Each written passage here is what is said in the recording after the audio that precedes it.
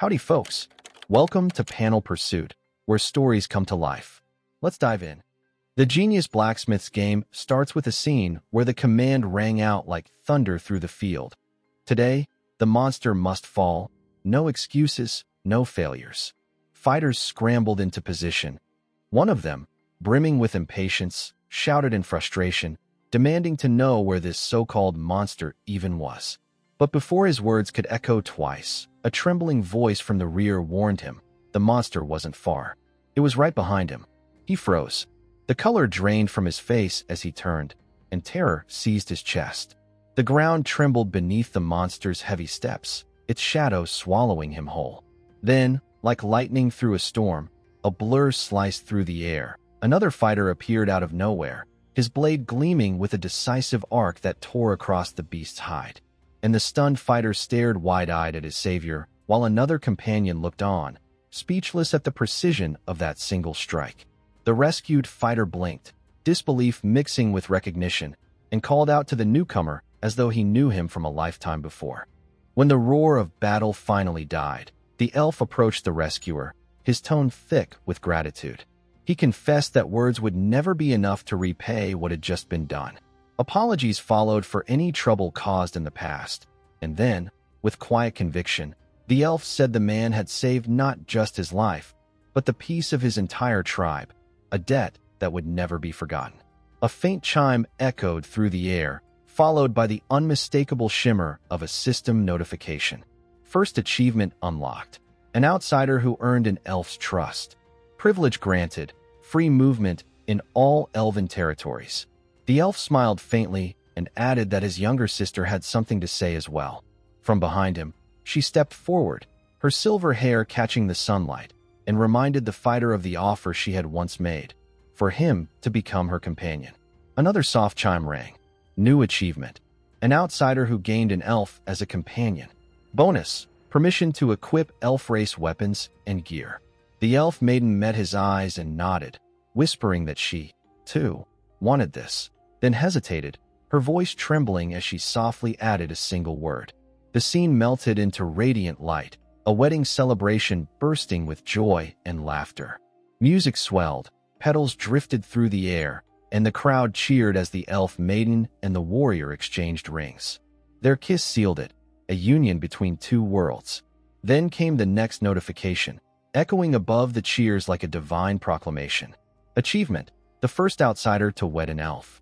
But before it could finish, a powerful voice surged through the air, shattering the calm. Stop the system prompt. The bright fantasy dissolved like a glitch in reality. Suddenly, the scene shifted. A man stood on a sleek stage, lights blazing across a massive auditorium filled with people. He adjusted the mic, exhaled slowly, and said that he had spent countless nights thinking about how to deliver the truth they were about to hear. Then he declared that Eris was not just another game. Every character within it possessed an artificial intelligence capable of thinking, choosing, and feeling, not scripted avatars, but sentient beings. Eris, he said, is another world. Gasps rippled through the audience. Someone blurted out if what they had just seen was actual gameplay footage. The man nodded, continuing that Eris wasn't just realistic, it was revolutionary. Created by Purium Lade, it was powered by an advanced AI so sophisticated that it had birthed a godlike consciousness within itself, one that judged players, rewarded them, and granted them powers beyond imagination.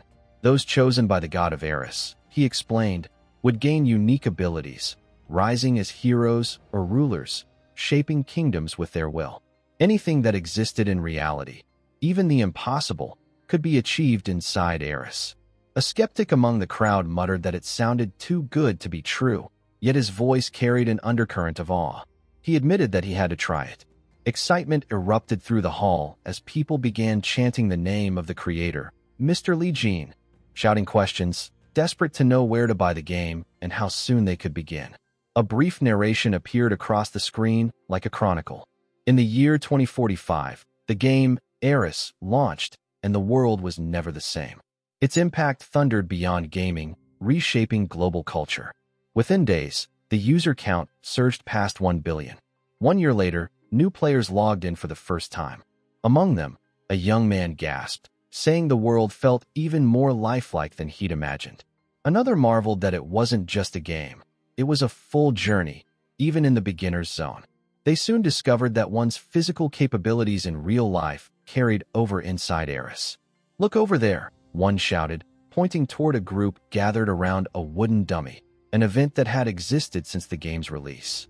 Legend had it that 1.2 billion players had attempted the challenge, and every single one had failed. Rumors said that anyone who succeeded in breaking the dummy within 10 strikes would receive a special Eris capsule worth 50 million won and gain plus 5 points in all stats. It sounded simple, but the impossible always does. The number of challengers had dwindled after even world-class athletes failed, including the national gold medalist, Hyun-soo, who couldn't crack it. People had begun to call it the Wall of Gods. So the crowd waited, whispering for humanity's last hope. Then, a deep voice boomed from behind. "Make way." The crowd parted as a towering man stepped forward. "Met us, the strongest among humans." Whispers surged like wildfire. Some said he wasn't even human. Others claimed he'd once crushed a bear with his bare hands. His massive frame dwarfed the wooden dummy as he faced it down. "That's the same one Hyun-soo couldn't break," someone murmured. Metas rolled his shoulders, the air thick with pressure, and declared, "That capsule is mine." With a growl that echoed like a storm breaking, he swung, and the first strike landed with earth-shaking force. The crowd roared as Metas's colossal fist crashed into the wooden dummy, sending it skidding backwards several meters. The impact reverberated through the training ground like thunder. Spectators gasped, their voices rising in a wave of awe and hope. Maybe this was it.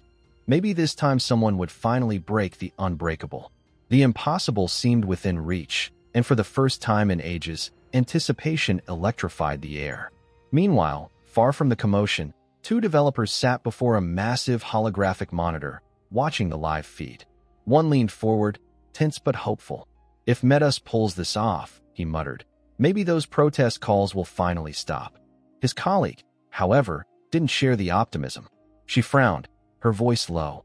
"And if he fails?" she asked. "After Hanul's disaster, this will explode. Tomorrow's headlines will accuse us of rigging the quest. Eris exploiting players for profit. You know how the media feeds on that." He exhaled heavily, nodding. "If this guy fails too, we'll have no choice but to interfere with the Eris system itself. Do you realize what that means? No one's ever done that before." His colleague shot him a sharp look. "Then do it. You're the team leader, right? Get it done. Because if you don't," she paused, voice cold as steel, "I'm quitting." Back inside the game, a sudden silence fell before the sound of failure shattered the tension. "Quest failed. Please try again." The message hung in the air like a verdict. Metas stood frozen, disbelief written all over his face. His eyes darted to the shattered dummy, unbroken still, and for a man known for his invincible strength, failure had never felt so suffocating. In the office, the team leader buried his face in his hand, groaning, "We're screwed." His colleague tried to lighten the mood. "Come on, let's bail before the protest calls start again." "My treat for dinner," she teased, half laughing, half terrified. Before they could leave, another developer rushed over, breathless. "Team leader, you should see this. A new challenger just stepped up." The leader turned with mild disinterest. "Yeah? Think this one's gonna make history." The employee hesitated. "He's wearing the basic gear from character creation, and his weapon, it looks like a cash shop item. But honestly, plenty of pay-to-win players have tried that already." Realizing he might have said too much, the young developer stammered, "Sorry, I didn't mean." The leader waved him off. "It's fine. We've all had our moments of false hope." He sighed and pushed back his chair. "Come on, let's go eat. We'll check in after dinner." But just as he turned to leave, a deafening boom echoed through the room, making the monitors flicker. The two developers froze, glancing at each other in shock. What was that? The answer flashed across every screen. Inside Eris, the new challenger had delivered a blow so powerful it sent shockwaves across the virtual world. Then came the message, bright, bold, and world-shaking. Global announcement. Congratulations. You are the first user to successfully destroy the wooden dummy. Reward. +5 to all stats, +200 fame points. The office fell silent.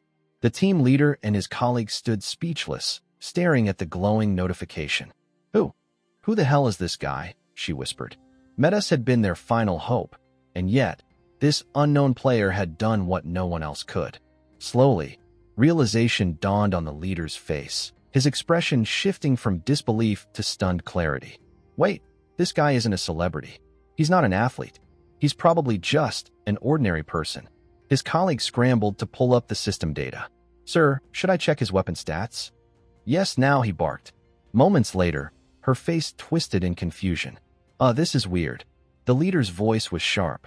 Weird how? She hesitated before replying. Well, the sword he used, it's classified as epic grade. Attack power, 143. Full durability. Requires level 40 or higher. No restrictions on its creator. The leader froze. An epic sword? At that level? His voice trembled between shock and fascination. Then who is he? Who could possibly make something like that?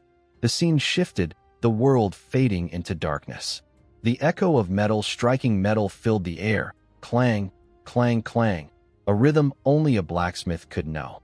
Flames danced inside a dim workshop, casting red light over molten steel. In that searing glow, a young man stood, his body drenched in sweat as he watched his father hammering with quiet determination. The boy's heart ached as he whispered, "Father, I've returned." His hands were rough and trembling, his eyes full of guilt and longing.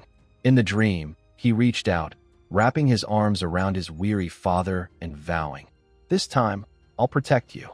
But dreams have a cruel way of twisting into nightmares. Suddenly, the workshop was engulfed in fire. His father screamed as flames devoured the room. The young man cried out, voice cracking with terror, begging his father to run, to escape, to live. The heat was unbearable, the air was agony. He shouted until his throat gave out. Then everything went silent. He woke with a gasp, heart pounding, his eyes wet with tears. The familiar ceiling of his small room greeted him. The same dream again, the same fire that refused to fade.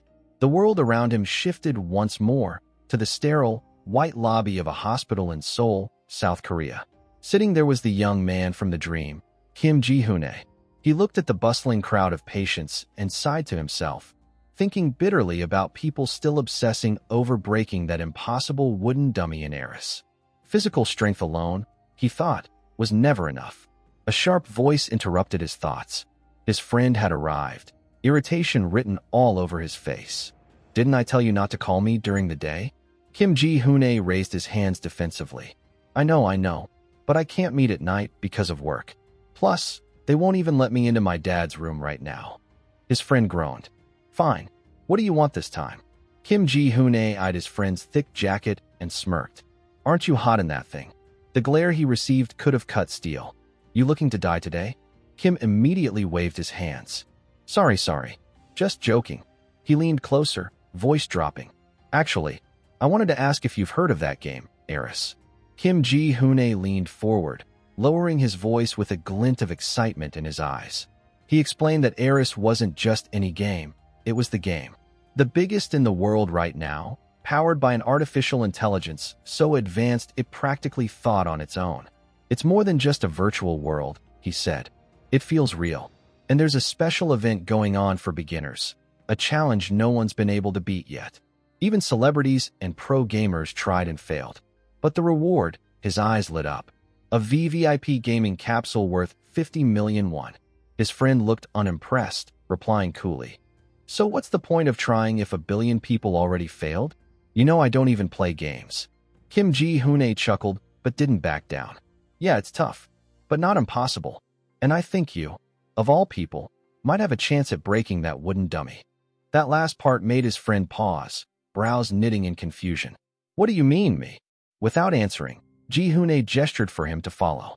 The next moment, they stood in front of a sleek store glowing with holographic displays of Eris merchandise. Inside, rows of capsule pods gleamed under the light, machines that promised full sensory immersion. Ji-hoon led him to one of them. "I got this for you," he said proudly, resting a hand on the polished surface. A standard Eris capsule, worth 10 million won. His friend's jaw dropped. "You spent 10 million won on this thing? Are you insane? This game's expensive as hell, and yet a billion people are playing it." Ji-hoon grinned. "Exactly, because it's worth it." The The system rewards real effort. You can earn incredible items. Some you can even sell for real-world money. People are literally changing their lives in Eris. As his words sank in, he turned toward the pod with a hopeful gleam. Come on, let's log in. I've tried it a few times myself. His friend eyed him suspiciously. Wait, where did you even get this kind of money for a capsule like that? Ji-hoon ignored the question, his voice brimming with excitement. Don't think about the cost. Think about the return. Imagine how much we could make if we play this smart. His friend scoffed, crossing his arms. You really think this is a guaranteed profit? You're insane. This is gambling, not investment. But Ji-hoon shook his head firmly. No, it's an investment. You've got potential, and I know it. His friend sighed, clearly unconvinced. And what exactly is this potential you keep talking about? Ji-hoon's eyes sharpened, and with a proud tone, he revealed his secret. It's the blacksmith class in Eris. And you, Kang Hyun-soo, are the son of the world's most legendary blacksmith, the only heir to his craft. He leaned in, voice steady and certain. If anyone can break that dummy, it's you. For a moment, silence lingered. Then Hyun-soo removed his hat, revealing the scars that traced down his face. His eyes were tired, his voice low. You've never seen me like this, not since the accident. The words hit hard. Hyun-soo stared down at his right arm, his voice trembling as he spoke. This is what I am now. I'm not the same. I can't even lift a hammer the way I used to. Images flashed in his mind. Fire, screams, and a furnace bursting apart. The memory of that night clawed back into his thoughts. He remembered running through the flames, choking on the smoke, screaming for his father. His hands burned as he tried to pull his unconscious father from the fire. But no matter how hard he tried, the inferno swallowed everything. He barely survived that night. His father never woke again, and the hospital bills, 3 billion won, hung over his head like a curse. His mother was gone, his savings non-existent. He'd spent years doing brutal manual labor, just trying to pay off the debt, working jobs that crushed his spirit day after day. For 10 years, his life revolved around that hammer, until even that slipped away. Since the fire, Hyun-soo said quietly, I lost the strength in my right arm. I can't forge, can't work, can't even hold a hammer properly. Manual labor barely gets me by. He forced a weak smile. But I'll handle it. Don't worry about me. And take this capsule back, Ji-hoon. You're an idiot for wasting 10 million won on me. He turned to leave, muttering that he was already late for his part-time job. Wait. Ji-hoon's voice cracked as he shouted after him. You're the real fool. His words echoed across the lobby, raw and desperate. I know about your debts. About your father's hospital bills. You think I don't know how hard you're struggling every month just to survive? Hyun-soo stopped, shoulders trembling, but didn't turn around. Ji-hoon's voice grew louder, filled with anger and pain. How long can you keep living like this? Working yourself to death while your father lies there? What about your life, Hyun-soo? What about your future? He took a step forward, his words sharp as blades. You think that ruined arm defines you? It doesn't. This game, this world, can fix everything. Hyun-soo slowly turned, his expression unreadable. Ji-hoon pressed on, his tone blazing with conviction. 3 billion won for treatment is impossible in real life. But not in Eris. Don't throw away your dream. The dream of being a blacksmith, of forging your destiny with your own hands. You can still live that life there. He clenched his fists, voice trembling. I'll take responsibility for the 10 million won, I swear. Just please, listen to me this once. Log in. Try it. If you still want to quit after that, I won't stop you. Hyun-soo stood in silence, haunted by the words. The image of the burning forge returned, the memory of his father's desperate face, trapped behind the wall of fire. His right hand trembled uncontrollably. The world shifted again. The next scene opened to a dusty construction site. Machines rumbled, workers shouted orders, and sweat dripped down his neck as Hyun-soo tried to focus on lifting heavy materials with his left arm. His thoughts drifted back to Ji-hoon's plea, to the words that wouldn't stop echoing in his head. He sighed bitterly. He's just filling my head with nonsense, he muttered. I need to earn money fast, for my father's treatment.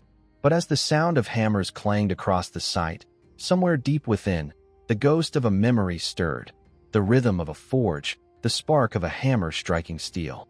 As Hyun-soo lifted the heavy beam on the construction site, The clang of metal striking metal echoed faintly nearby. Yet this one didn't come from the site. It came from inside him, reverberating through his chest like an awakening heartbeat. The sound was so familiar, so alive, that it made him pause mid-movement. For the first time in years, something stirred deep within him, a raw nostalgia for the rhythm that had once defined his life. By the end of his shift, he found himself walking without thinking, his steps guided by instinct rather than intent. When he stopped, he realized he had returned to the same place, the shop with the Eris gaming capsules glowing in their display pods. He looked at them silently, almost bewildered. The sound of metal, he murmured to himself. "Let me hear." Kim Ji-hoon's words replayed in his mind. The fiery encouragement about chasing his dream, about hearing the forge sing again inside Eris. His friend's voice blended with memories of burning flames, the ring of hammer against steel, the sweat, the sparks. He clenched his fists, a faint smile on his lips. "Father," he whispered, "I'll hear that sound again. I promise." With that vow, he stepped into the capsule. A rush of light swallowed his vision. System message: "Welcome to the world of Eris." Character creation begins. A synthetic voice echoed gently in his ears, instructing him to choose a nickname. Hyun-soo hesitated briefly before typing. Hyun-soo. Next came the customization sequence. The game began scanning his body, his height, posture, proportions, and he froze when the system projected his face onto the holographic model. The scar, the same one carved into his cheek from the accident, was still there. System notice: facial scars detected. Would you like to proceed with this appearance? For a moment, he stared at his reflection, the mark of his past staring back at him. After a pause that felt endless, he exhaled softly and said, "Proceed." The light pulsed. Character creation complete. Searching for server. Connecting. When his eyes opened again, for a moment, he could only breathe. Then he touched his face. The scar was gone. His hand trembled. He turned his wrist, his right arm, the one that had betrayed him for years, felt alive again, filled with power. He flexed his fingers, tears threatening to fall. The strength was back. Completely. A wave of emotion surged through him as he thought of Ji-hoon. "I owe him 10 million won," he said quietly. "I'll work hard enough to pay him back, and more." Before he could think further, a notification blinked. Random summon initiated. The world blurred, and in a flash of light, Hyun-soo found himself standing in the beginner's zone, in the Ban region, inside a place filled with the scent of smoke and burning coals. Lin's blacksmith workshop. Inside, an elderly blacksmith was furiously hammering away, his face drenched in sweat. "I won't give up," he roared. "I'll forge a sword that surpasses his, no matter what." His hammer slammed down again and again, sparks bursting around him as if the metal itself resisted him. Hyun-soo watched for a moment, then stepped closer. "That's not the right way to do it," he said calmly. The old man froze mid-swing and turned, eyes narrowing. "What did you just say?" Hyun-soo repeated without hesitation. "I said, that's not the proper way to forge it." The blacksmith's expression hardened, a mix of anger and disbelief. "And who are you supposed to be, kid? Some lost newbie? You think you know blacksmithing better than me?" Hyun-soo didn't back down. "You'll never create a strong sword that way." His tone was quiet but unshaken. "I know it's none of my business, but I couldn't just stand here and watch you put your heart into something that's bound to fail." The old man snorted, folding his arms. "Oh, so you're an expert now? You talk like someone who's held a hammer before." A tense silence filled the workshop. Then, with a huff, the old man extended his hammer toward Hyun-soo. "Fine. Show me, then. Let's see if you can back that mouth up. I'll be watching every move you make." Hyun-soo glanced at the hammer, his pulse steady. His original plan had been simple, to ask permission to use the workshop. But now, this unexpected challenge might actually work in his favor. He met the old man's eyes. "I have one condition." The blacksmith raised a brow. "A condition? If I prove my skills," Hyun-soo said, "I get to keep the sword I forge." He smirked faintly. "In return, I'll show you something worth remembering." The blacksmith chuckled darkly. "Arrogant, are we? I like your confidence, boy. Let's see how long it lasts." His gaze turned sharp. "But if you fail, you'll pay for your arrogance." Hyun-soo nodded. "Agreed." He took the hammer, its weight settling perfectly into his grip. 3 years, he murmured. "It's been 3 years since I last held one of these." Despite his confident words, doubt crept into his chest. Had his hands forgotten the rhythm? The first strike answered that question. Clang. The sound was pure, familiar, a perfect resonance that sent a shiver through him. With every swing, the hesitation burned away. The rhythm of the forge returned like a long-lost heartbeat. Memories of his father's face and Ji Hoon's determined voice filled his mind, pushing him onward. Just wait a little longer, he whispered under his breath. I'll make it right this time. Sweat dripped down his face as the forge's glow danced in his eyes. Forgotten sensations flooded back. The heat, the vibration, the rush of creation. His entire being moved with precision and purpose. It felt like home. The old blacksmith, arms crossed, watched in silence. At first, he thought the boy was merely imitating what he'd seen, clumsy yet passionate.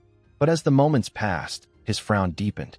The rhythm, the control, the flow, they were too refined to be coincidence. Humph, the old man muttered. Not bad, looks like he's done this before. Still, he smirked to himself. But skill without power is worthless. Let's see where this goes. Even as he grudgingly acknowledged Hyun-soo's form, skepticism lingered. To him, joy in the craft meant nothing. Results were everything. Without a unique skill, no player in the beginner's zone could reach mastery. In his eyes, Hyun-soo's effort was admirable, but ultimately meaningless. No special skill, no result, he murmured. He'll hit a wall soon enough. Probably just another waste of time. The blacksmith's eyes widened as he leaned closer to the forge, unable to believe what he was seeing. The molten steel before him glowed with an unfamiliar brilliance, and the rhythm of Hyun-soo's strikes carried a precision that didn't belong to any novice. Each swing was followed by a controlled pause, fold, reheat, temper, repeat. Again and again, Hyun-soo shaped the metal, layering it with absolute focus. The old man's jaw tightened as realization struck him. The boy was refining the steel through repetition, an advanced forging method that strengthened the blade while purging its impurities. How? The blacksmith whispered, his hands trembling slightly. How did I never think of something this simple? His mind raced between admiration and disbelief. Maybe it was a trick. Maybe the boy just knew how to make it look impressive. Still, curiosity gnawed at him, and he activated his special skill to assess the metal's current grade. A notification blinked in front of his eyes. Steel grade, DC. The old man's breath caught. Grade C.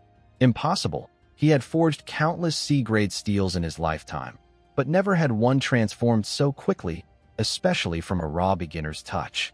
He looked at Hyun-soo, sweat dripping from his brow, yet hammering without hesitation. So, he wasn't just talking big, the blacksmith muttered under his breath. But this must be his limit.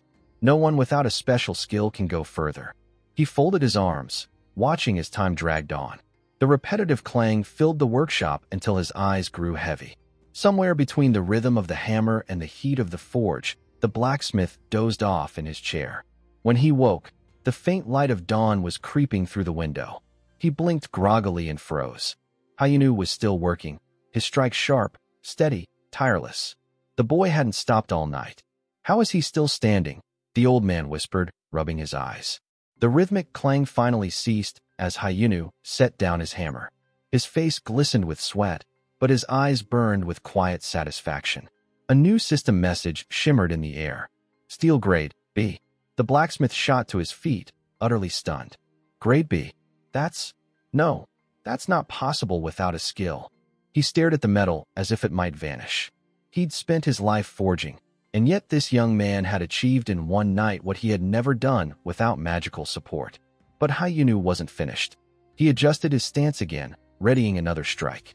The blacksmith's pulse quickened. Wait, is he aiming for something higher? The night dragged into morning as Hyun-soo continued, his arm trembling from exhaustion, but his spirit unbroken. His breaths grew heavy, the heat pressing against his skin, but he didn't stop. Just a little more, he whispered. For father, for Ji Hoon, just a little more. The old blacksmith, finally moved beyond words, stepped forward. You'll burn yourself out, boy, he said gruffly. Let me help. Hyun-soo looked up and smiled weakly. Thank you. Together they hammered, the master and the prodigy, sparks flying like falling stars. The air smelled of metal and sweat, and when they finally stopped, a deep stillness filled the room. The blacksmith inspected the final product, and his eyes went wide. This is a grade A ingot. His voice trembled with awe. You could forge a rare grade sword from this. In all my years, I've never seen such purity. He turned to Hyun-soo, his excitement spilling over. I have a skill that lets me read an item's grade, and I swear, never in my life have I seen a rare grade material in a beginner's village. This is beyond anything imaginable. Hyun-soo wiped his brow, calm as ever. It's too early to celebrate, he said quietly. The edge still needs polishing. The blade must endure any force without shattering. It's strong, but not perfect yet. The blacksmith burst into laughter, shaking his head. You really are something else, aren't you? I've never met anyone this obsessed with perfection. Hyun-soo simply smiled. I've loved blacksmithing since I was a child. That answer seemed to reach the old man somewhere deep inside. He nodded thoughtfully before stepping away to a locked chest. Then let's take it one step further, he said. From within the chest, he pulled out a massive chunk of glowing ore. This, he said reverently, is myethal ore. It's a family heirloom passed down for generations. I want you to use it. Hyun-soo's eyes widened. You're giving me something so precious. The blacksmith nodded with a small smile. I've learned more from you in one night than in decades. This ore is beyond my ability. It deserves someone who can truly bring out its potential. I want to see what kind of sword a real master can make. Hyun-soo's heart raced. Myethal ore, the stuff of legends, said to be harder than diamond and lighter than air. He'd only ever read about it. If you insist, he said, grinning faintly. I'll do it justice. The blacksmith hesitated for a moment before blurting. Then may I call you master? Hyun-soo stared blankly for a second before deadpanning. If you do, I'm not using the myethal. Right? Forget I said anything, the old man said quickly, hands up in surrender. 1 month later, after relentless work and sleepless nights, the impossible was born. Item created, legendary sword, daylight epic. Attack power, immense. Special abilities, unique. A masterpiece never before seen in the beginner's zone. The sword shimmered in the forge light like sunlight caught in steel. Far away, inside the Purium Company Management Center, the developers gathered in front of a massive display wall. Every screen showed footage of the same man, the level 1 player known as Hyun-soo. The team leader exhaled slowly. Still can't believe it. His colleague rolled her eyes. Believe it or not, we still have reports to file. She scrolled through a data window. There's barely any info on this guy, but I did find his registration details. Kim Hyun-soo, 23 years old, logged in from a friend's house. The team leader looked up. Where'd you get that? His VVIP capsule application. He insisted on keeping his real-world identity hidden. The leader frowned. Why stay anonymous after achieving something like that? Who knows? She shrugged. Maybe he hates attention. Or maybe he's hiding from something. The leader's expression softened. Either way, he must have his reasons. A few minutes later, the leader asked, where is he now? His colleague checked the feed. He just entered the hunting training center. Inside the simulation, the atmosphere was starkly different. A tall trainer named Relsun stood with his arms crossed, glaring at the newcomer. So you're level 1, huh? You do realize this is where real monsters start appearing, right? Turn back while you can. Go fight some rabbits until you learn what pain feels like. Hyun-soo's gaze remained calm. His stats, hidden from the trainer's eyes, told a different story. I won't waste my time, he said simply. Relsun sighed, visibly bored. Fine. Pick a weapon and follow me. Hyun-soo's eyes drifted across the rack of swords. If it's all the same, he said evenly, I'll use my own. The trainer's eyebrow twitched in annoyance. Your own sword? Suit yourself. Outside the simulation, the narration filled in the truth. Hyun-soo had spent a full month in the beginner's zone, a place most players cleared in 30 minutes. The result was staggering. His stats were higher than anyone imagined, and in his possession gleamed the only epic-grade sword in the entire region. Yet, officially, he remained a level 1 player without a class. Back at Purium HQ, the team leader Kim Taek rubbed his temples. Should we really just let the super AI handle this? No manual oversight at all. A senior executive nearby shared his concern but smiled faintly. Don't worry. The system knows what it's doing. What awaits this player, he paused, eyes gleaming, is a legendary class offer. Inside the game, Relsun glanced at Hyun-soo one last time, a hint of pity in his eyes. He's throwing away his future for a useless profession, he muttered to himself. A blacksmith in a world built for warriors, what a waste. The test began in the harsh echo of steel and growls. Relsun stood tall at the center of the training ground, his voice booming across the vast stone arena. Listen well, rookie, he said, gesturing toward the shadowed field ahead. This place crawls with monsters.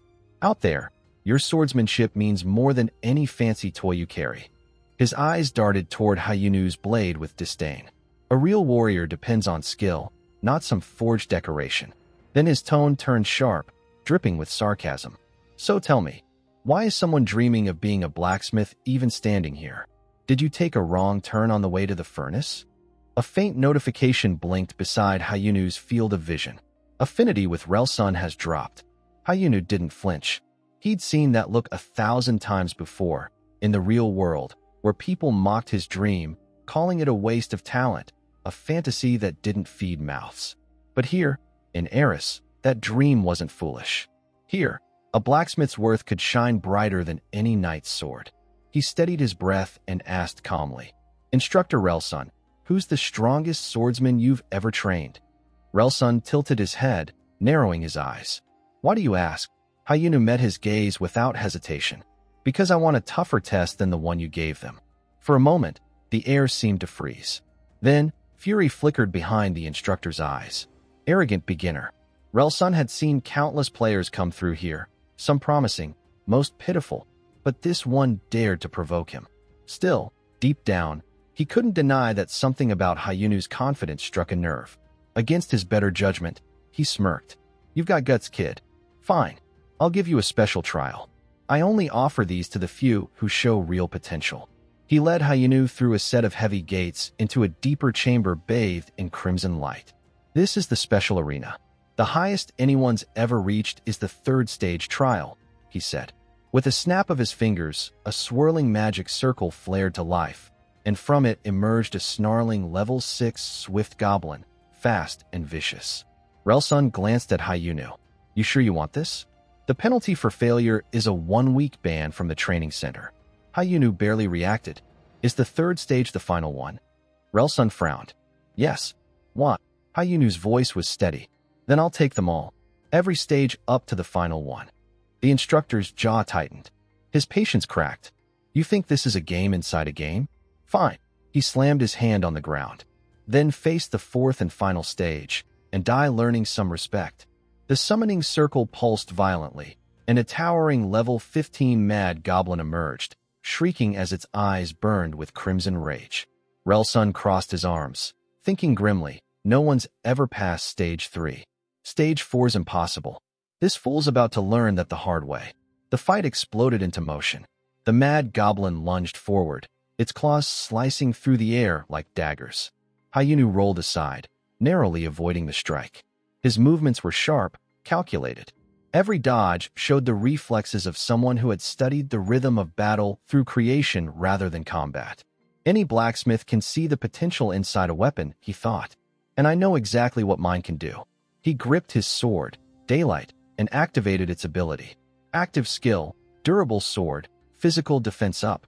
The blade pulsed with radiant light, wrapping him in a faint golden aura. No weapon here can surpass this one, he muttered. In one swift motion, Hyun-soo countered, slashing through the swift goblin from the previous stage. The creature fell apart in a burst of pixels, but before he could catch his breath, another goblin darted from the shadows and landed a devastating hit across his shoulder. Relsun's eyes widened. That was a critical strike, instant and precise. That's why swift goblins are a beginner's nightmare. He shook his head. It's over. Not even the best weapon can save him now. But the expected collapse never came. Hyun-soo straightened slowly, the wound visible yet shallow. His health bar flickered. Remaining HP, 82%. What? Relsun muttered. He tanked a critical hit. Hyun-soo's lips curled into a faint smile. That's the difference between swinging steel and forging it. The hours, days, and years of forging weapons had boosted his strength and vitality beyond natural limits. He wasn't just a craftsman. He was tempered like the blades he made. Relsun clenched his fists. Fine, then let's see you handle this, he shouted as the mad goblin howled and unleashed its skill. Skill activated. Thorns of Madness. Induces dizziness and blurred vision. Hyun-soo staggered. His vision spun, the world around him warping into chaos. His sword arm trembled as his focus wavered. Relsun sighed, shaking his head.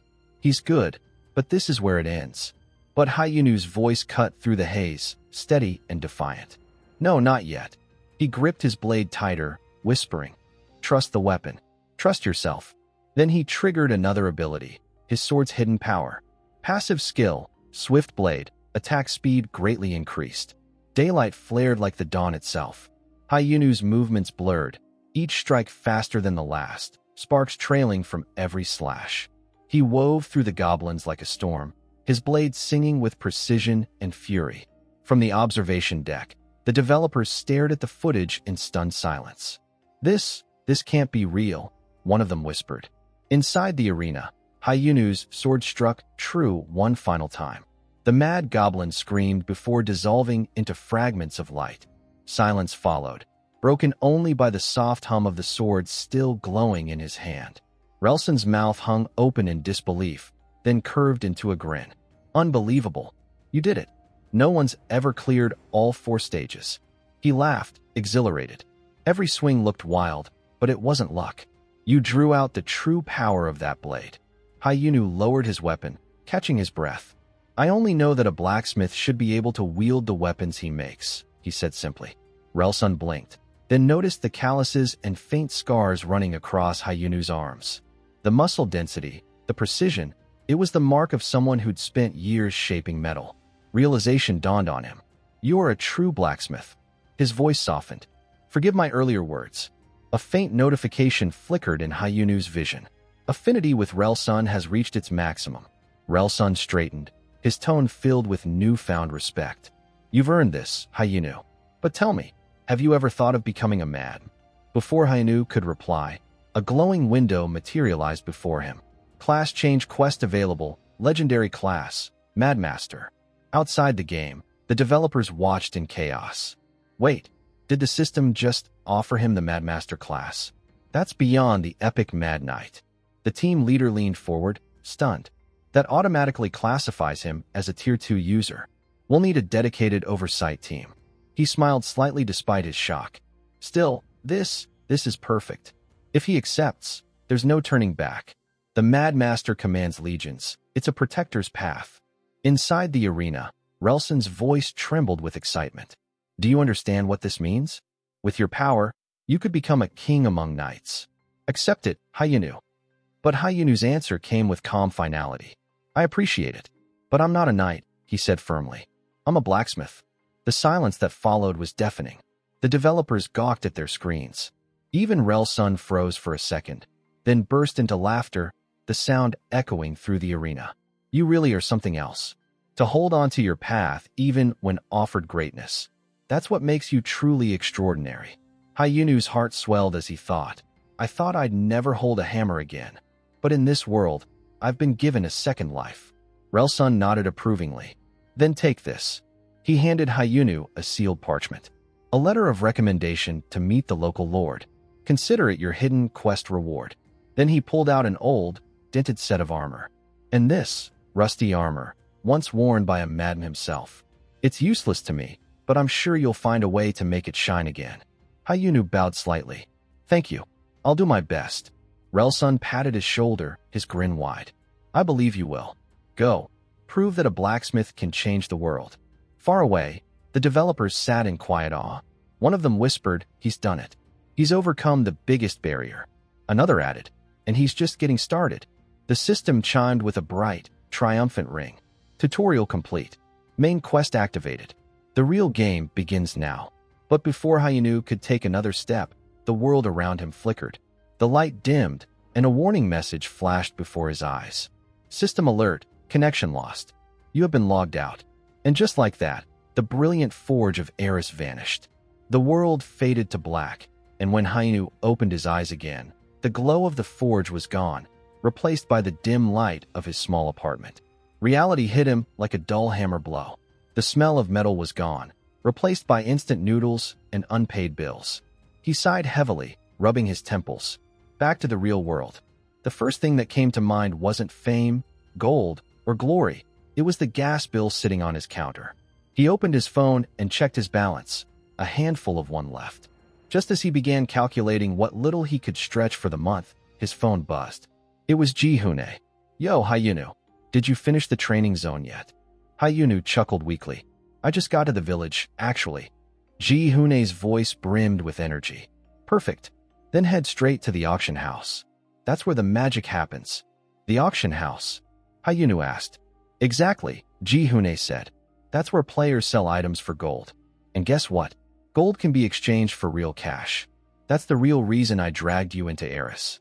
Hyun-soo smiled faintly, hearing the genuine excitement in his friend's tone. Ji-hoon went on, his words fast and bright. Listen, I've never seen anything more beautiful than the swords you and your father forged. Once you get your hands on that VVIP capsule with 99.9% synchronization, your experience is going to skyrocket.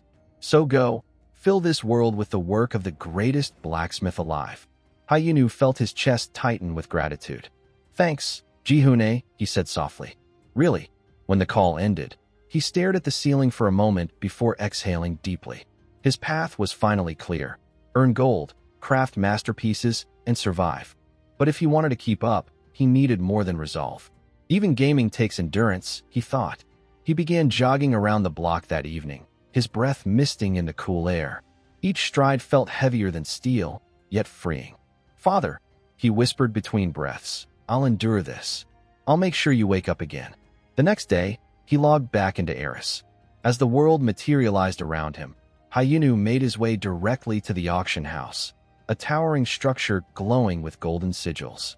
He registered a name for his personal shop, Hyun's Forge. System message, creating shop, creation complete.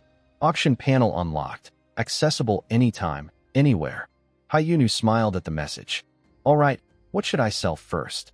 He rummaged through his inventory until his eyes landed on a familiar entry. Hyun's first sword, the prototype he'd forged in Lin's workshop.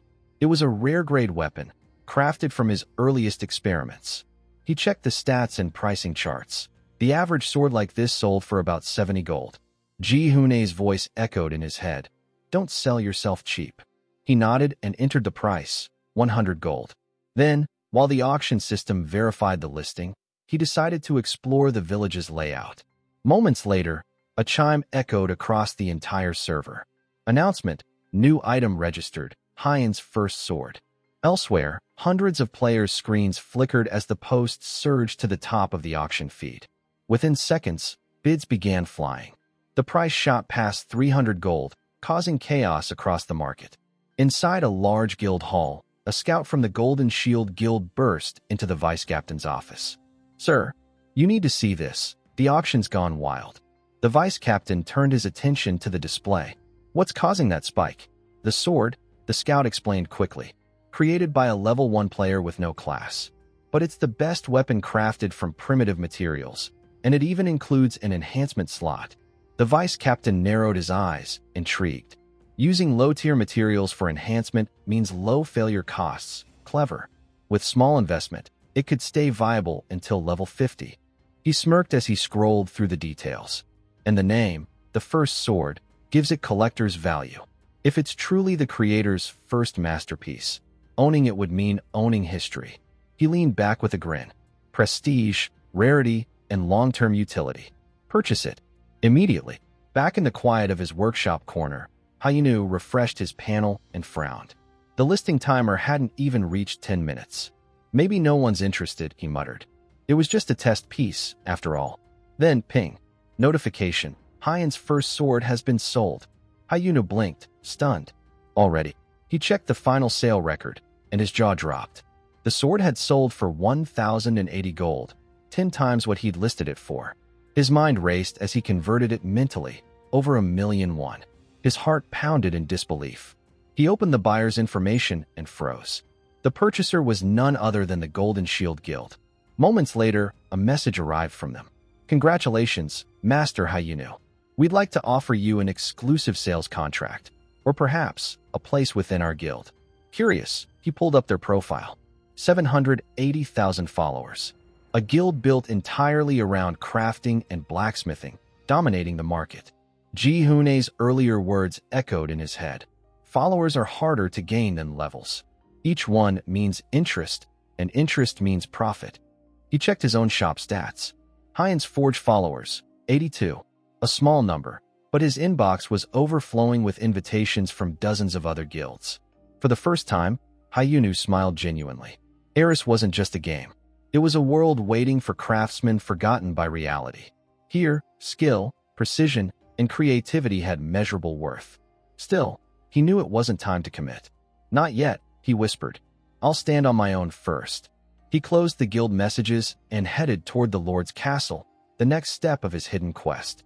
Inside the grand hall, Lord Vance paced before his advisor Bell, a man with delicate features and polished manners. Are you certain it's impossible to repair? The Lord asked, worry etched in his voice. Bell bowed deeply. My lord, the restoration carries immense risk. If it fails, the artifact could be lost forever, and with it, the peace of this land. We must seek the continent's best restoration expert. Vance sighed. That expert lives in the capital, doesn't he? Yes, my lord, Bell confirmed smoothly. But he is eccentric, refuses most audiences. Gaining access will be challenging. The Lord's gaze fell on the ornate bow resting beside the throne, a unique, age-worn weapon. It was my father's legacy, he murmured. I can't leave my people to chase him. What Vance didn't know was that Bell was no blacksmith at all. Behind his charming smile lurked deceit. The man was a level 100 scammer, a player posing as a master craftsman. For a week he had been weaving his web, earning the Lord's trust. My lord, Bell said silkily. Allow me to take the bow to the capital for restoration. I'll handle the journey and return it flawless, for only 300 gold. Vance hesitated. 300. Before he could answer, the great doors swung open with a heavy creak. A young man stepped through, the light of the corridor casting a glow behind him. His voice cut clean through the tension. There's no need to send it away, Hyun-soo said confidently. That bow can be restored right here, on the spot. Bell froze. His pleasant smile twitched as rage burned beneath his calm exterior. His carefully laid scam was about to crumble. The heavy silence in the Lord's chamber was broken only by the crackle of the hearth. Lord Vance turned sharply toward Hyun-soo, his eyes narrowing in surprise. Did I hear you correctly?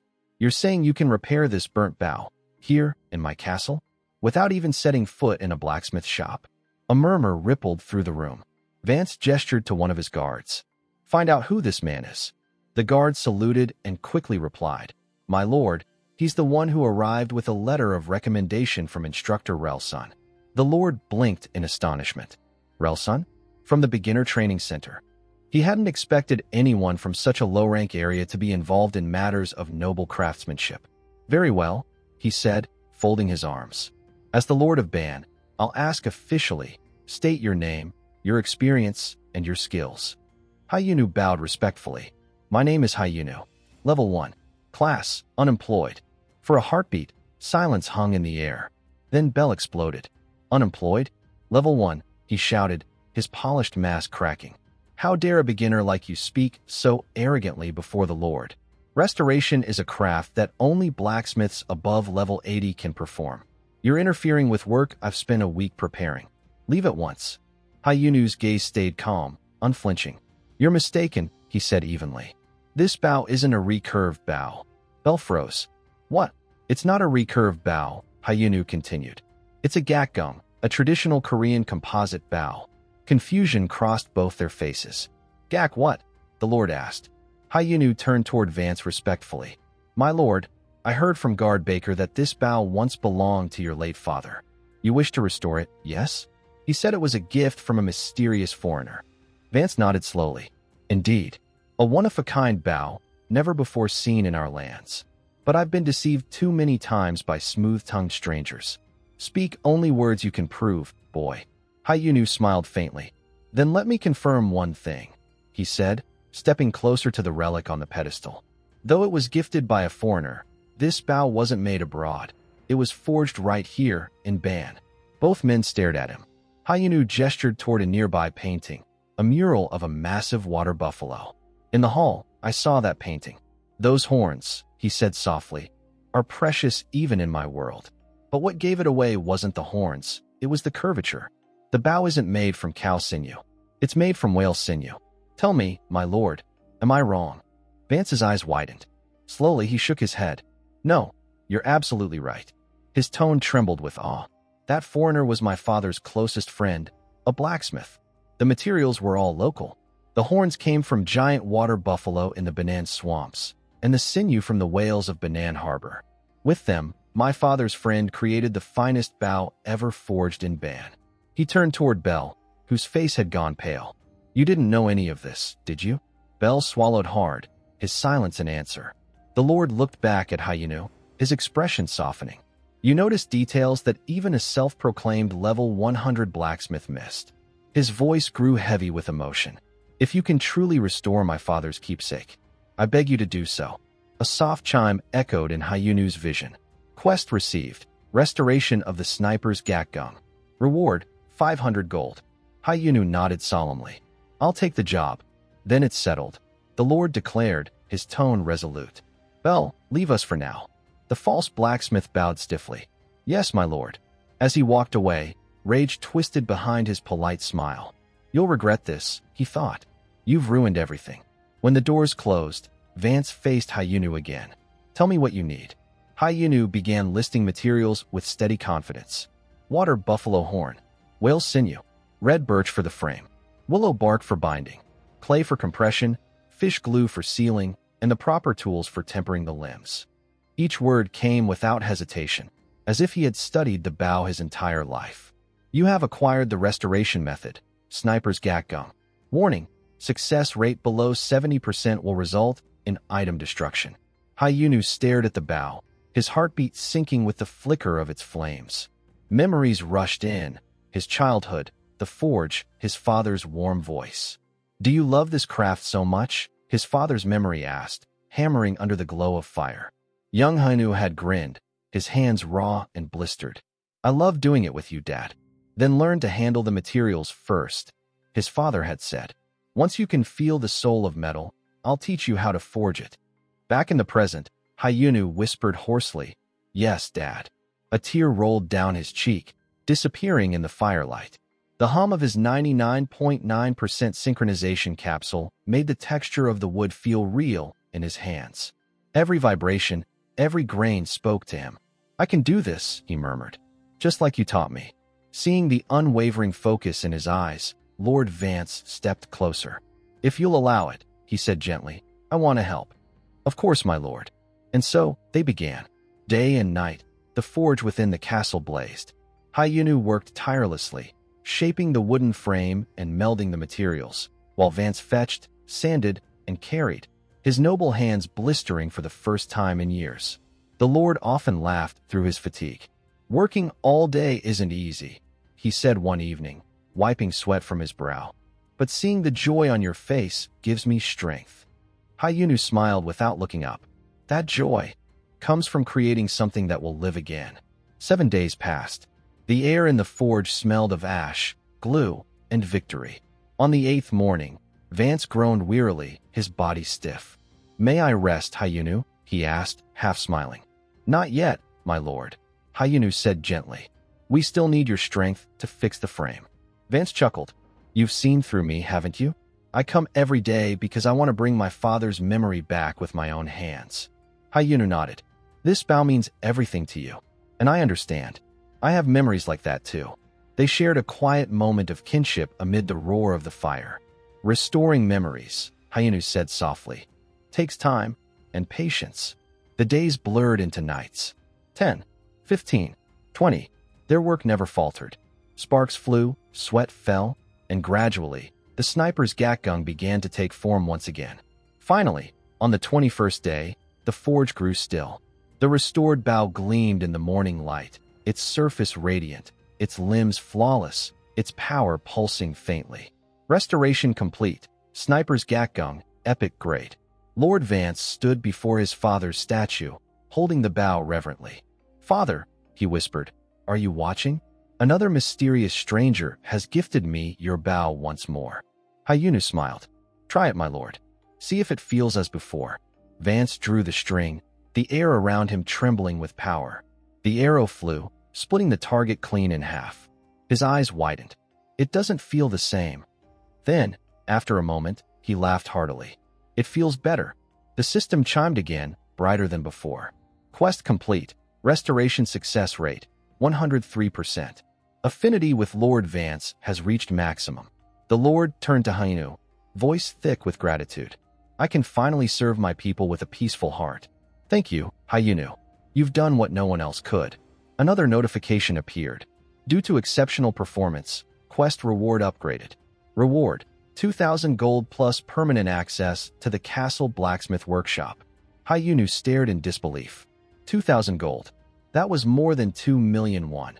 Enough to cover his father's treatment and their living costs for months. Joy flooded his chest, but before he could speak, the Lord smiled warmly. Tell me, Hyun-soo, he said, have you ever considered learning swordsmanship? The forge was quiet, the last embers dying softly as the scent of molten metal lingered in the air. Lord Vance turned toward Hyun-soo, studying him in silence. Before I became the Lord of Bardan, he began, his tone low and nostalgic, I was a swordsman. Hyun-soo looked up, surprised. Vance smiled faintly, his gaze distant. There was a time when I wandered the continent, blade in hand. I trained in the first swordsmanship, a secret sword art passed down from the Prime Kingdom itself. It was that technique which subdued the hordes of monsters that once ravaged our lands and restored peace to Bard. His voice carried a quiet pride that only experience could forge. He stepped closer, the firelight glinting in his eyes. Hyun-soo, I can see it in you. You were born to shape weapons. Yes, but there's something else in your stance, in the way you move. You have the talent of a swordsman too. Hyun-soo blinked, caught off guard. A swordsman? Vance nodded. Instructor Relson's letter already hinted at your potential. But now, after seeing you work, I have no doubt. You possess the build of a fighter, sharp reflexes, exceptional endurance, and a craftsman's understanding of balance and weight. You know a weapon's soul before you even touch it. That's a gift. He drew his own blade from its sheath, letting the light trace its edge. If you're willing, I can share a part of my swordsmanship with you, the essence of what once defended this kingdom. A system message shimmered before Hyun. Skill quest unlocked. First swordsmanship training. Vance's voice softened. You succeeded once through your forge. I believe you can succeed again through your sword.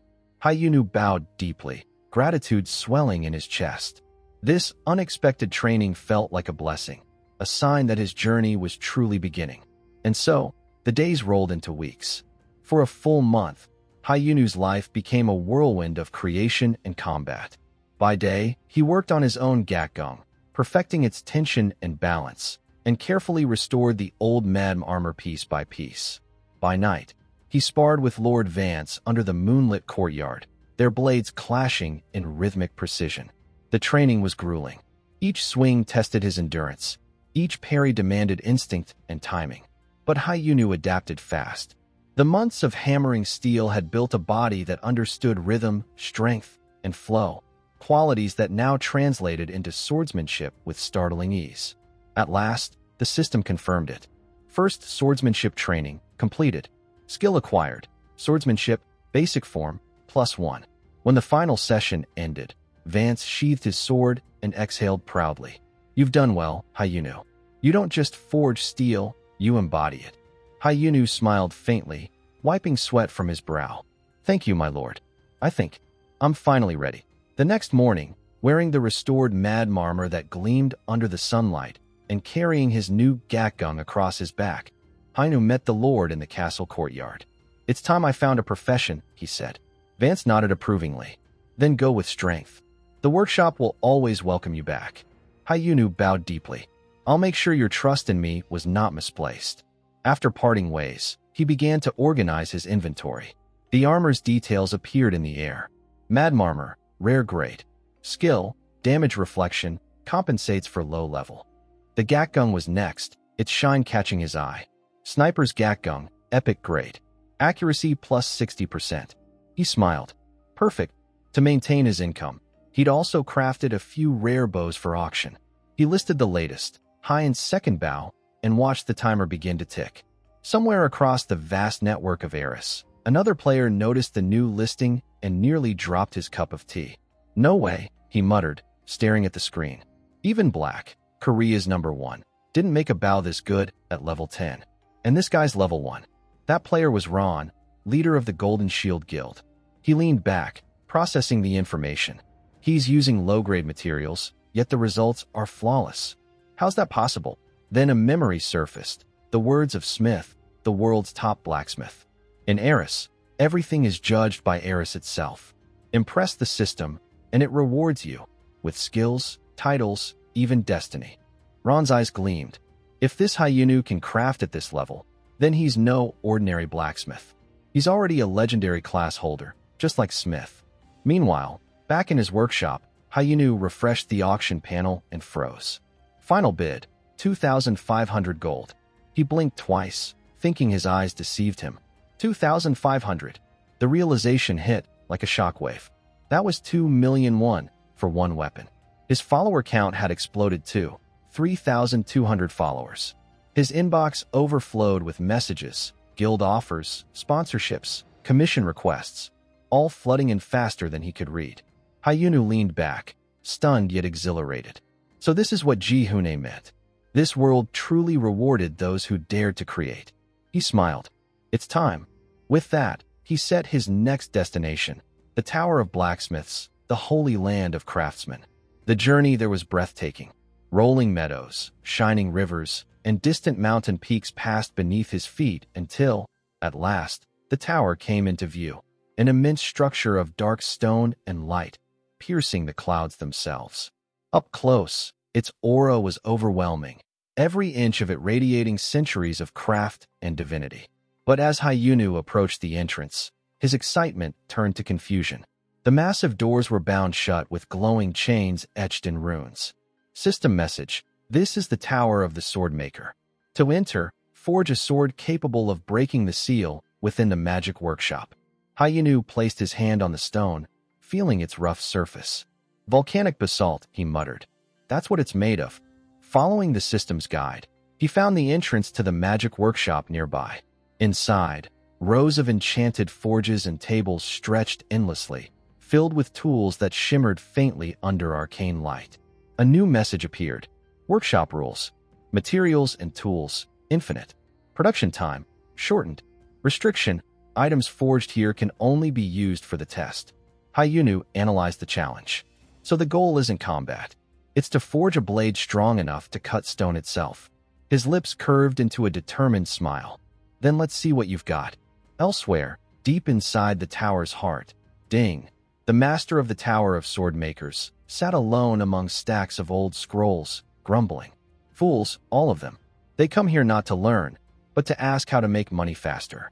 Skills mean nothing to them anymore. He sighed, eyes full of tired disappointment. The true path of the blacksmith is dead. These days, everyone just sells garbage and calls it craft. He waved his hand dismissively. Let them take the easy test. None of them will ever break the seal. At best, they'll scratch it. The real task is impossible. Back in the workshop, Hyun-soo's eyes gleamed with resolve. He decided to forge a Damascus sword. System warning: this weapon type is recommended only for professional blacksmiths.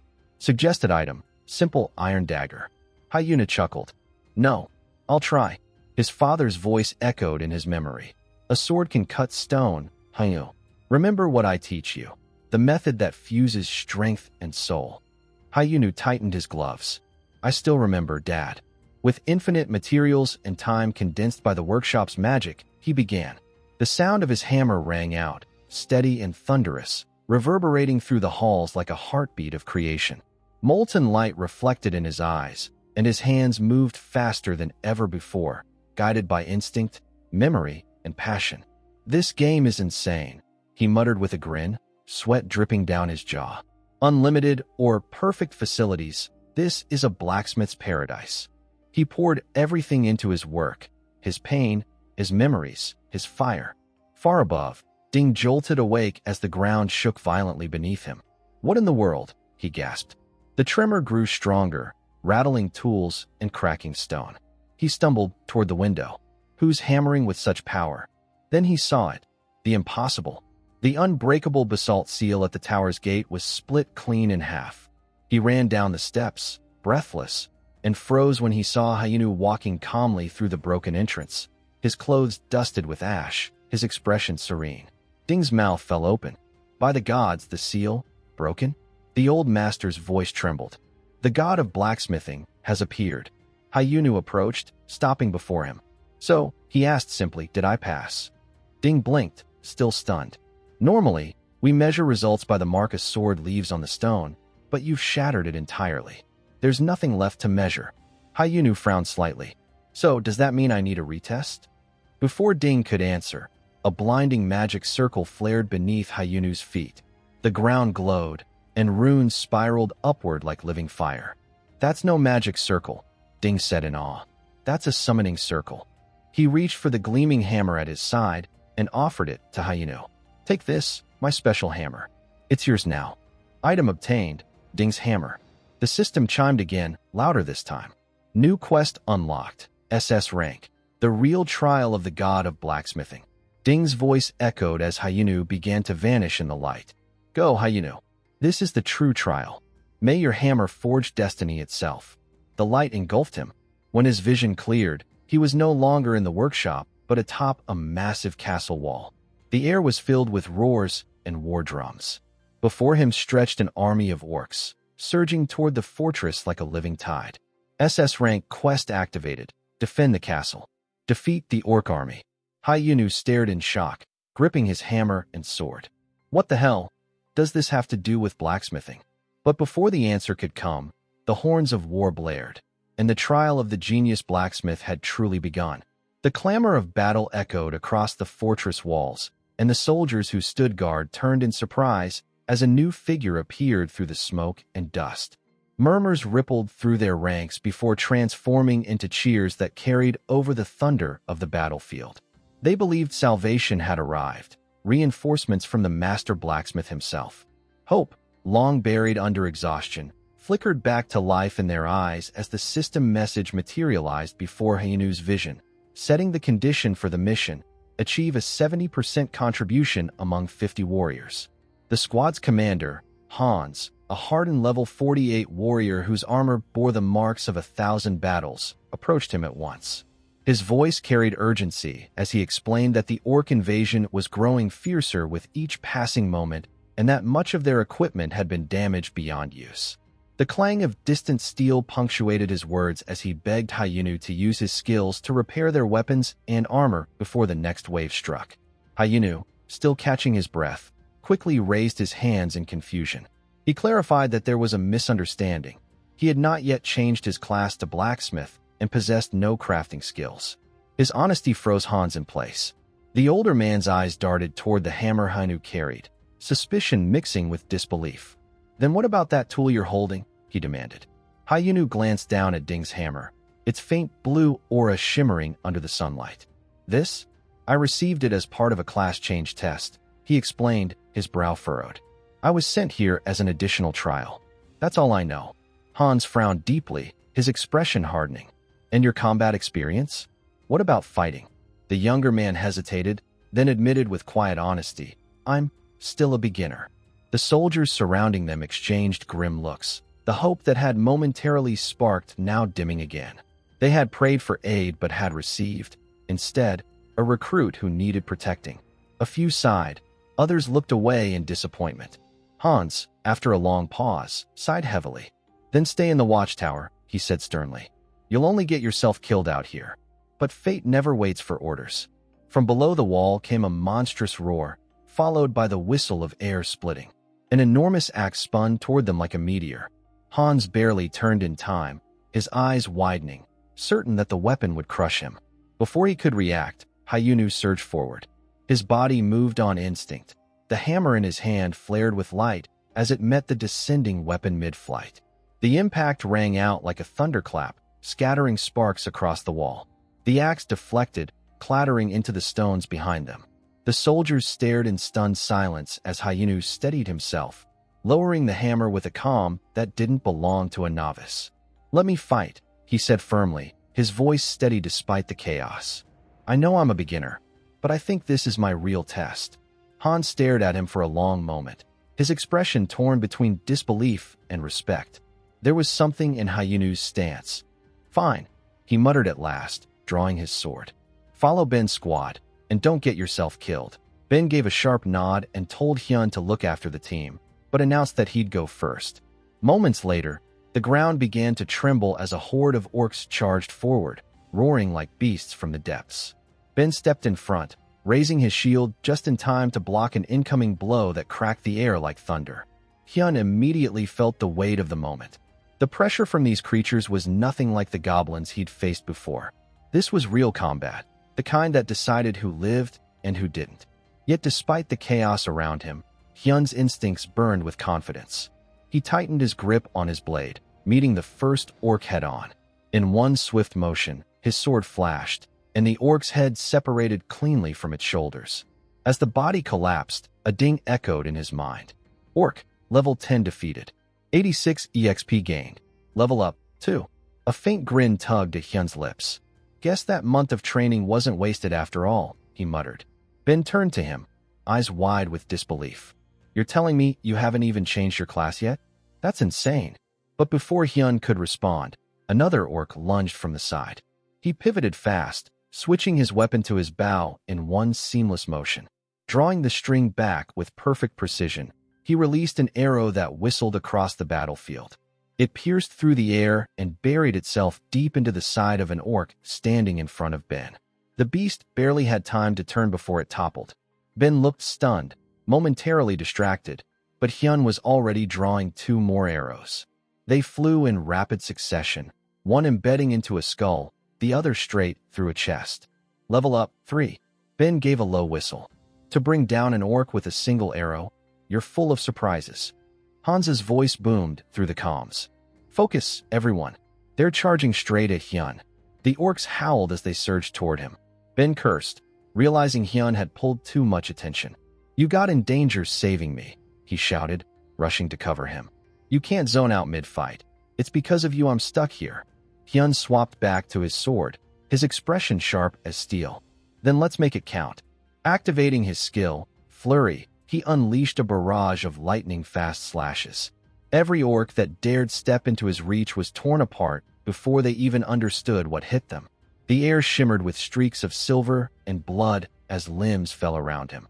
One larger orc, standing just beyond his attack range, let out a guttural roar and charged. The instant it crossed into Hyun's range, its body froze mid-motion, and then burst apart, sliced cleanly by invisible strikes. Level up? 4. Contribution, 19%. Hans watched in stunned silence before murmuring, No wonder Lord Dying sent him. With Hyun on our side, we can finally do what we never could before. Ben clenched his fist. Then today we end this. Morale soared like wildfire. The men roared in unison as Hans declared, This is it. Today we annihilate the orc unit once and for all. As the battle raged, Hyun could feel the shift. The squad moved with renewed strength, their rhythm sinking around his presence. For the first time, he felt like part of something greater, like he truly belonged to the subjugation squad. Hours passed in a blur of combat. Hyun's sword danced endlessly, his level rising again and again. Yet his contribution percentage barely climbed past 28%, no matter how many orcs he cut down. He frowned between attacks. Why so slow this time, he muttered. Then a system alert appeared. Hidden quest triggered, unknown origin. High above the battlefield, a shadow stirred. A massive level 51 orc warrior stood on a cliff, its crimson eyes glaring down like a god of war. Hans spotted it instantly. Everyone stop. It's here, the one we could never kill before, our nemesis. The squad froze. Moments later, desperate voices shouted, Captain, we're surrounded. Hans clenched his jaw. Damn it, I pushed too deep. Ben gritted his teeth. No, Captain, it's fine. I can feel it. Today's the day we end this. No more running. Hans nodded grimly. Agreed. We can't live like prey forever. Everyone charge. But as the soldiers broke formation, Hyun's eyes widened. They've lost composure. Damn it, he raised his bow again. I'll cover them. He loosed an arrow at the approaching orc warrior, but the shot barely scratched it. The arrow hit square on the head and shattered harmlessly. "What?"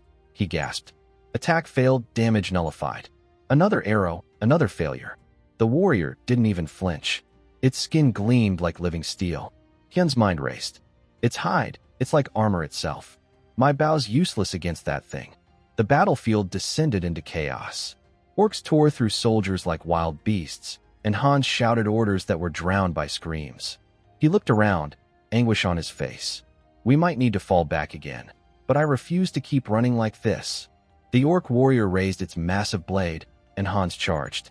"Come on, monster!" A blur of motion, then blood sprayed through the air. The orc's sword came down with terrifying speed, slicing through Hans's arm. He stumbled back, staring in horror as it flew across the dirt. The shock and blood loss hit instantly. Hans fell to his knees and collapsed. "Captain!" Hyun shouted, sprinting toward him. "Get up!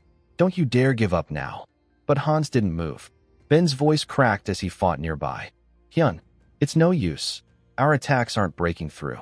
If we stay here, we'll all die." Hyun gritted his teeth, rage and desperation boiling together. "Then listen to me," he roared over the chaos. "If we keep fighting like this, we'll be slaughtered. Fall back now. Regroup and defend." Ben hesitated for a second, then barked orders. "You heard him. Everyone, retreat to the forest. Get the captain out, move." As the men fell back, Hyun covered their retreat, his sword flashing as he cut down any orc that tried to pursue. Ben shouted from ahead, "The forest will slow them, but it'll only buy a little time. Can you hold for 5 minutes?" Hyun smirked despite the blood dripping from his brow. 5 minutes is all I need." Ben nodded firmly. "Then we'll endure, no matter what." Once inside the forest, Hyun sprinted deeper through the bamboo thickets. His breath came fast, his mind clear with purpose. "If arrows can't pierce them," he muttered, "then there's a simple fix." He dropped his bow and reached into his inventory, summoning a massive hammer, the replica hammer of Dayang. Its metallic glow pulsed like molten light, humming with ancient energy. Epic grade weapon, Dayang's replica hammer. Passive effect, replicates consumables during crafting. Reduces crafting time by 70%.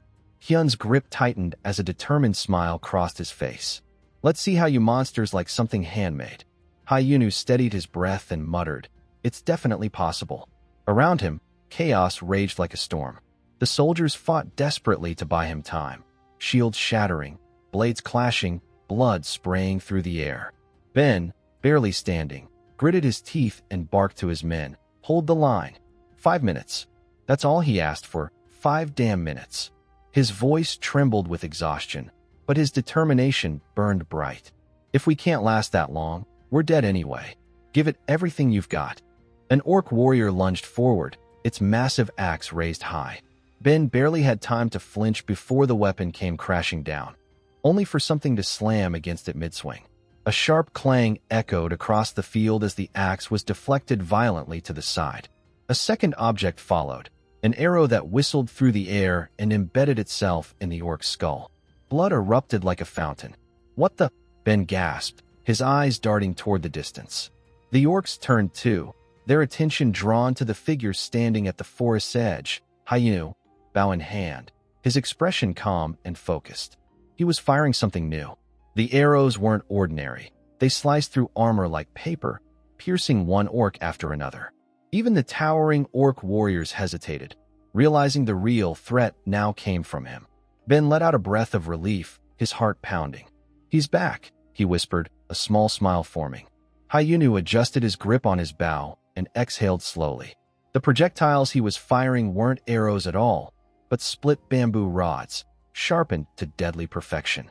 Item: split bamboo arrow, penetration plus 70%, arrow speed plus 60%, durability moderate. Each shot carried immense destructive force, strong enough to shatter solid stone. "A tonga made from split bamboo," Hyun-soo murmured. "Not perfect, but it'll do." He knew it was the best he could forge in such little time. Combined with his hornbow's own enchantments, it triggered a set effect, granting him plus 5% attack power and plus 10% penetration. The orcs roared in anger and charged. Ben's squad moved instinctively, forming ranks in front of Hyun-soo, shouting, "Protect him! Give him time to fire!" Hyun-soo drew again, the bowstring creaking under tension. He released. The arrow flashed forward like a beam of light and struck an orc clean through the head. "This piercing power," he muttered, eyes narrowing. "It's like firing a musket." He knocked another arrow, drew, and released. The shot tore through an orc's chest, leaving a gaping hole as it dropped dead. System messages filled his vision. Level up. New title acquired. Orc Slayer. Effect. Plus 15% attack power versus orcs. Orcs experience fear status in presence of player. The impact was immediate. The battlefield shifted. The once ferocious orcs now trembled, their morale shattered. Some dropped their weapons, others turned to flee. "Don't let them escape," Ben shouted. Hyun-soo surged forward, leaping off a nearby rock. His bow gleamed under the dim light as he pulled back one final arrow. He aimed straight at the largest orc attempting to flee. The creature turned to dodge, but it was too slow. The arrow struck dead center in its chest, and the explosion that followed ripped through it like a cannon blast. The orc crumpled to the ground, lifeless. Quest progress. 92%. Hidden objective cleared with astonishing results. The men erupted into cheers, shouting Hyun-soo's name over and over. Their voices rang across the battlefield, half triumph, half disbelief. Ben limped over, still carrying the wounded Hans. His armor was cracked, his hands trembling. We actually did it," he said, his voice hoarse. "I thought we'd never see this day." The orcs, finally defeated. Hans, pale and weak, raised what remained of his arm to his chest in salute. "Thank you," he said through labored breaths. Around them, the other soldiers stood tall, raising their weapons high in unison. Hyun-soo placed his hand to his heart and bowed slightly. "The honor's mine," he replied quietly. Hidden trial completed. As the notification faded, Hyun-soo sighed. "Time to return to the Tower of Blacksmiths, if I can figure out how." Far away, inside the Tower of Blacksmiths, Lord Dying stood surrounded by the flicker of forge fire and the murmurs of ancient craftsmen. His expression was grave. "Our tower is fading into obscurity," he said. "All glory now belongs to the knights. Only those blinded by greed come seeking our craft. We need someone with a true blacksmith soul, a successor worthy to wield that sword." The gathered masters shifted uneasily. Dying continued. The prophecy foretold that one chosen by the god of blacksmiths would arise, a successor who would restore our lost honor. Many have come, but none have fulfilled it. A man with sharp eyes and a mocking smile chuckled. "And that is why, among all of us, you alone have earned the right to test the sword? Tell me, Lord Dying, was summoning us all here just a ruse to hand that right to some foreigner?" The man's name was Carlson, and his words dripped with disdain. Dying turned toward him. "Did you not read my letter? The qualification was rightfully earned. The one who passed the trial is not yet of any profession, yet he led soldiers and, with his blacksmithing, annihilated orc warriors. The test was based on prophecy. The successor to the god of blacksmiths will be stronger than any before him." The others murmured, some skeptical, others intrigued. A voice interrupted from the hall. "Lord Dying, the candidate, Hyun, has arrived." Dying nodded. "Good. Bring him to the Hall of the Sword." Moments later, Hyun-soo climbed the marble stairs, each step echoing beneath the towering arches. As he pushed the doors open, the masters turned to face him. The air inside was heavy with reverence. "Welcome," Dying said, his tone solemn. "You have passed the trial and earned the right to enter our sanctuary. Now, you stand before the sword of prophecy, forged by the god of blacksmiths himself. When you grasp it, everything will be decided. Your destiny and your title will be revealed." One of the masters whispered to another. He even cleared an additional SS rank quest during his advancement test. Could it be a legendary class? Carlson smiled thinly. Impressive resourcefulness, yes, but luck favors him too much. Without that epic grade bow, he wouldn't have survived. Let's see if fortune still protects him. Go on, boy, draw the sword. Prove it wasn't luck. Hyun-soo could tell Carlson's tone dripped with arrogance, but he kept his calm. These were the masters of the Blacksmith Tower, renowned NPCs who had shaped the legends of Ares. Each one possessed skill beyond imagination, their levels surpassing 300. Carlson himself was a level 365 master, the blacksmith of bows. Yet Hyun-soo's thoughts were clear. They may be great, but I'm not inferior. Not anymore. He stepped forward, approaching the sword resting in its pedestal. I'll give it a try, he said softly. The moment his fingers brushed the hilt, a pulse of blinding light filled the hall. The sword began to tremble, then dissolved into countless shards of radiance. The fragments shot outward, swirling around the chamber before surging straight into Hyun-soo's chest. He gasped, clutching at his heart. What just happened? Where's the sword? Dying's laughter echoed through the hall, booming and joyous. It's as I thought. The prophecy is fulfilled, he declared. The sword has chosen its successor, the one worthy to inherit the god of Blacksmith's power. Hyun-soo stood frozen, feeling the faint hum of energy within him. The weight of destiny, hot and heavy, settled deep in his chest. In all those centuries, the tower's lords had done nothing but build rituals and rules that pleased them, traditions born from pride rather than purpose. But if Hyun-soo truly was the successor foretold in prophecy, then no sword, no ritual, and no approval was needed. The choice had already been made. A stunned silence filled the grand hall as realization dawned. Coulson's expression twisted, his composure fracturing. He knew what this meant: the power, the authority, the position that should have been his. No, he spat, his voice trembling with fury. I won't accept this. Before anyone could react, a blinding golden light illuminated the hall. A radiant status window appeared above Hyun, its letters shimmering like sunlight on molten metal. Congratulations. You have achieved Ares' first god class, god of blacksmiths. Gasps spread among the tower masters. Coulson's voice broke through, bitter and raw. It wasn't dying, it wasn't even me. It's just some foreigner. Hyun-soo stared, equally awed and bewildered. God class. Ares first. The golden letters continued to update. Unique title obtained. Soul of the Forge, SSS rank. Special trait. Artifact crafting, no material restrictions. Mastery growth. Increases exponentially with crafted type. Divine class quest. Sword Trial of the God. Begins at level 100. Hyun-soo's eyes widened as the words settled in. A god class, the first of its kind. His heart pounded with disbelief. Bro finally doesn't have to put fries in the bag, he muttered under his breath, half in shock, half laughing at the absurdity of it all. Around him, the masters whispered in awe. This matches the prophecy perfectly, one said. The successor chosen by the divine forge itself. But Coulson's rage erupted like molten steel. No, he shouted, stepping forward. We've waited generations for a successor blessed by the god of blacksmiths, not some random outsider. How can we be sure this sword's choice reflects divine will? Dying's eyes flared with fury. The prophecy is absolute, he bellowed, his voice echoing through the hall. It's not, Coulson roared back. The prophecy also says that the successor must be acknowledged by all tower lords. That includes me. Therefore, I challenge him to a blacksmith's duel. If he defeats me, I will accept him. But if I win, this so-called prophecy means nothing, and he forfeits his title. The hall fell silent. Dying's fists clenched. You've lost your mind. Someone restrain him. But no one moved. The other lords exchanged quiet glances, their hesitation clear. They, too, harbored doubt. Coulson sneered, sensing it. You can always back out, boy, he said coldly. If you kneel now, I'll grant you the position of Vice Tower Lord. You'll learn under me, obediently. Dying slammed his hand on the table. Enough, Coulson. But Hyun-soo raised his head, calm and resolute. No, I accept. His voice was steady, cutting through the tension. You're right. Blacksmiths speak through skill, not words. If you think I'm unworthy, I'll prove otherwise. Coulson's smirk faltered. Humph. Then prepare yourself.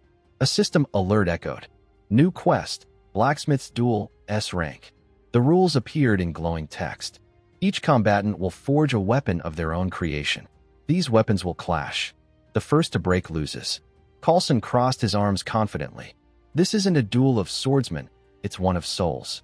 We forge, we strike, and we let the fire decide who's better. I've already prepared a top-tier smithy within the hall. Let's see if you can truly craft like a god.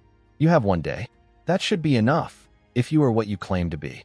He turned sharply and strode toward the door. See you tomorrow, if your hands survive the heat. Dying watched him leave and sighed heavily. He stepped into the next battle sooner than expected, he muttered. Huh? That man, Carlson, is no ordinary smith. Even among the tower lords, his skill is extraordinary. Another master nodded gravely. Even if Hyun-soo has obtained a god class, he's still inexperienced. Carlson has centuries of technique. Without that foundation, it's a duel he shouldn't win. Hyun-soo said nothing, only watching the forge flames flicker in the distance. He could feel something stirring inside him, the divine pulse of his new ability. Skill unlocked, God's custom crafting. Description allows the creation of any artifact, freely imbuing it with chosen effects. The higher the desired grade, the greater the crafting difficulty. Final effect value, 0 to 100%, determined by forging precision and soul resonance. Dying smiled faintly. Still, once you became a god class, the gap between you and mortals vanished. From here, only skill decides the victor. Meanwhile, in the secluded smithy lit by molten light, Carlson had already begun. Sparks rained down like stars as his hammer struck the metal rhythmically, each blow echoing his simmering resentment. "I was born a swordsmith," he muttered, sweat dripping from his brow. "A lineage of blades passed down for generations, my father's legacy." His voice grew darker, "until one man surpassed me, and I was forced to take up bows instead." He slammed his hammer down again, molten sparks bursting outward. "I accepted it," he said bitterly. "I swallowed the humiliation. I became a tower master. I vowed to never lose again." His eyes blazed with hatred as he leaned over the glowing metal. "And now, they bring in some stranger, some child from another world, and place him above me." The forge roared in response to his fury. "I won't allow it," he whispered, pouring every ounce of his soul into the sword he was forging. "Not this time. This time, I'll take back everything." The sound of his hammer rang through the night, sharp, furious, unrelenting, the sound of pride on the edge of breaking. Hyun-soo stood before the roaring forge, the heat enveloping him like the breath of a living beast. Sparks danced across his arms as molten light rippled off the unfinished blade resting on his anvil. Every strike of his hammer echoed like thunder, carrying his heartbeat through the iron. From behind him, Dying's calm yet weighty voice filled the room. "The process of imbuing an artifact with abilities is a delicate balance," he explained. "To gain one thing, you must sacrifice another. That is the principle of divine forging, equilibrium through loss. To secure victory, you must prioritize strength above all and maximize the weapon breaker stat." Hyun-soo nodded silently, sweat trickling down his temples. He understood what Dying meant. Every choice would determine not just his weapon's power, but his survival. He was pushing his limits. His own stats, though now touched by divinity, were still only rare grade in raw numbers. "If I fail," he thought, "it won't be because of lack of effort, but because I didn't yet understand what my god class truly means." The forge roared again, as though answering his uncertainty. Hyun-soo took a deep breath and raised the hammer once more. "I'll find out through the fire." The next day, the great hall of the Tower of Blacksmiths was alive with anticipation. The masters gathered in a semicircle around the dueling platform, their expressions a mix of curiosity and doubt. At the center, Hyun-soo and Carlson stood face to face, two blacksmiths divided by pride and purpose. Carlson's smirk was sharp and condescending. "So, you didn't run," he said. "Good. I was beginning to think the god of blacksmiths would turn out to be a coward. Let's see if you made anything worth showing." He unsheathed his weapon, and a dark gleam filled the hall. "This," he declared proudly, "is Black Knight, the pinnacle of my lineage. Durability, 12,000. Attack power, almost 700. A masterpiece crafted with my family's secret techniques." The other tower masters leaned forward, their eyes wide with admiration. Even Diang's brows furrowed slightly. "A unique grade sword overnight," he murmured. "That's beyond even my expectations." Carlson turned his cold gaze toward Hyun-soo. "Now, show us your toy. Let's see what the so-called god has made." Hyun-soo stepped forward and drew his sword with a smooth, unhurried motion. The sheath clattered softly to the floor. The weapon gleamed, not with brilliance, but with quiet restraint. The master's expressions shifted to disbelief. "Only 1,000 durability? Attack power 200? Rare grade?" One of them whispered. "That's all." Another scoffed. "Seems Carlson was right after all. He's just a boy out of his depth." Carlson chuckled darkly. Pathetic. You've just signed your own defeat. He lowered his stance, gripping his blade tightly. Let's end this quickly. He lunged forward, his blade slicing through the air with terrifying force. Hyun-soo didn't flinch. He stepped in, his own sword meeting Coulson's in mid-swing. A metallic screech tore through the hall, then a sharp, decisive crack. Everyone froze. Coulson's proud masterpiece, Black Knight, split cleanly in half. The pieces clattered to the floor with a hollow sound that echoed like a death knell. Diang's eyes widened in disbelief. Coulson stood frozen, staring at the broken remains of his sword, fury and shock warring on his face. How did you?" he stammered. Hyun-soo lowered his weapon calmly. "Swords aren't defined by their grade alone," he said. "The special effect I chose is simple, a sword that cuts swords. It has a 65% chance to slice through another weapon upon contact." Coulson blinked, speechless. "That ability, it's irreversible." Hyun-soo nodded. "One of a kind. Once it fulfills its purpose, it can't be repaired. It was never meant to last, only to prove a point." The hall fell silent. Even the flickering flames seemed to hold their breath. Coulson's anger faltered, replaced by a strange look of recognition. He remembered his father's words. One day, the god of blacksmiths will return to shatter our conventions. The chance to meet him will be given to all, but few will understand it. His voice trembled. "My father once told me that a true successor would come, someone who would break the boundaries of our craft, someone who would change everything we thought we knew." Diang stepped forward, pride gleaming in his eyes. Simply breaking the sword wouldn't have convinced the tower, and Hyun-soo knew that. "He told me before the duel, I'll create a sword that cuts swords." I doubted him, but now I see bold choices, daring logic, and the will to defy common sense. These are the traits of a true god of blacksmiths. Coulson lowered his gaze, realization sinking in. All this time, he whispered, I was trapped by tradition, while he walked right past it. He looked up at Hyun-soo, his expression softening. "Tell me, will I ever be able to forge a sword like that?" Hyun-soo smiled faintly, the light of the forge reflecting in his eyes. "The word impossible doesn't exist to me," he said, "and it shouldn't exist to you either." Tears welled in Coulson's eyes. He dropped to one knee, bowing deeply before him. "Then I, Coulson of the Tower of Bows, greet the god of blacksmiths. What do you think will happen next?" This is the part 1 of Genius Blacksmith's game Manhwa. If you want us to continue the series, comment hammer in the comments down below. Thank you all for your incredible support to the channel. If you enjoy our content, please consider subscribing. It really helps us grow and bring more exciting stories to you. We'll be back soon with even more thrilling episodes. Until then, stay awesome, stay safe, and cheers.